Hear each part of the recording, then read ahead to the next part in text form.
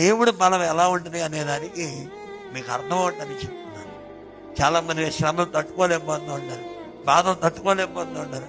మా శక్తి సరిపోతుంది అంటారు. మా బలం నిజమే, మన శక్తి సరిపోదు. మన మానవులు కనుక మన శక్తి కొద్దిదే, కానీ మనలో ఉన్న దేవుడు సర్వశక్తి గలవాడు. నువ్వు అడిగితే నీకు బలం ఇస్తాడు, నువ్వు అడిగితే నీకు శక్తిని ఇస్తాడు.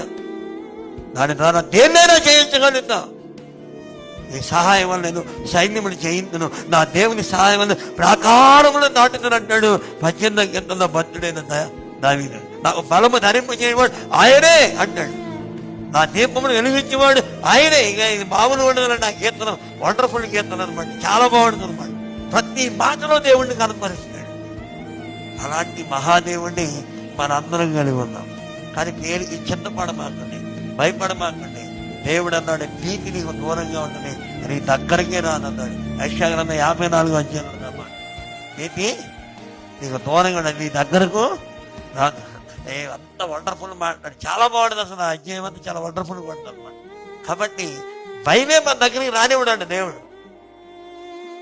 అంత పవర్ఫుల్ శక్తిని దేవుడు మనకి ఇస్తాడు.